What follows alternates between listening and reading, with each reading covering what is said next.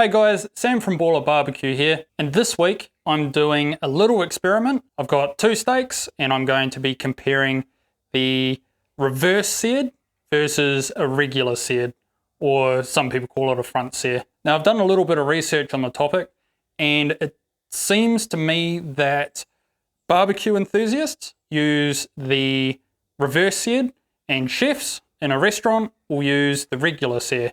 So I just wanted to see what the difference was, if there's any, and maybe try and find out why those two parties use the method they do. So let's get into it.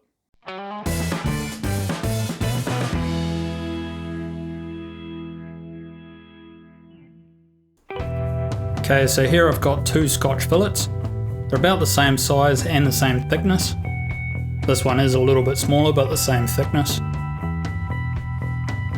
And to season them, all I'm going to do is put a bit of oil on them and then rub that in. Make sure you get the edges.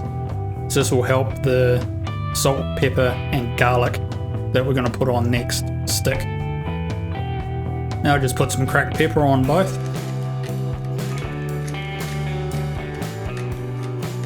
Some salt.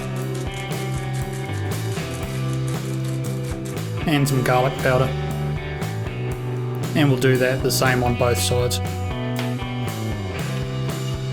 and then we'll take it out to the grill.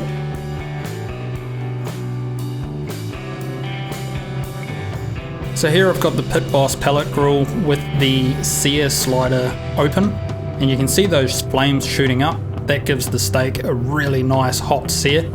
So I'm just putting on the regular seared steak. So this is the one that's going to get the 2 minutes seared each side, and then it's going to go on indirect heat with the steak that's having the reverse seared, which will be heated indirectly and then seared at the end. So now we'll just give this steak 2 minutes each side. So that's been 2 minutes, so I'll flip it over and give it another 2 minutes on that side. You can see how well that Pit Boss has seared that steak.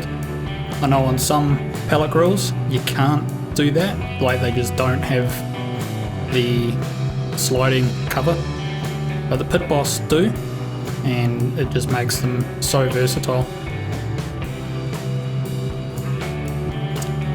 So that's been 2 minutes on that side, and now we'll set the grill up for indirect at 225 or 110 degrees Celsius.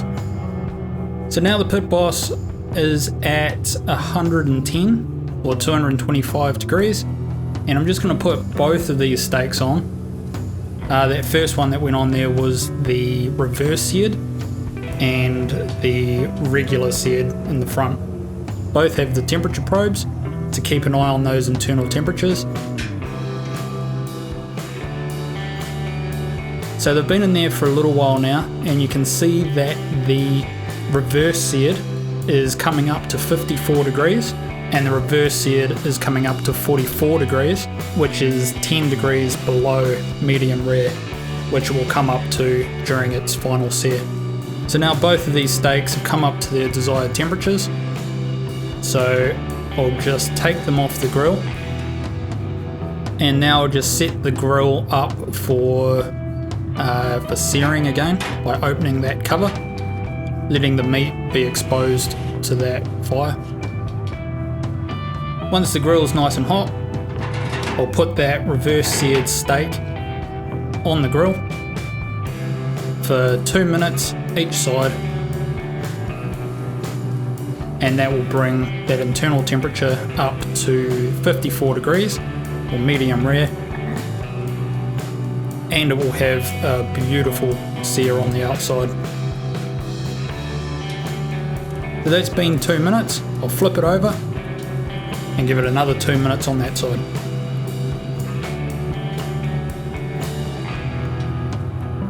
Okay, so that's been 2 minutes, and we'll take them both inside and cut into them. So here's the regular seared steak, or front seared. So this is the steak that was seared first, for 2 minutes each side and then cooked indirectly to bring that internal temperature up to medium rare. And we'll just pull that out. Look at that. That looks really good. And now this one is the reverse seared. So indirect up to 10 degrees below medium rare, and then seared on both sides. And that one's looking just as good.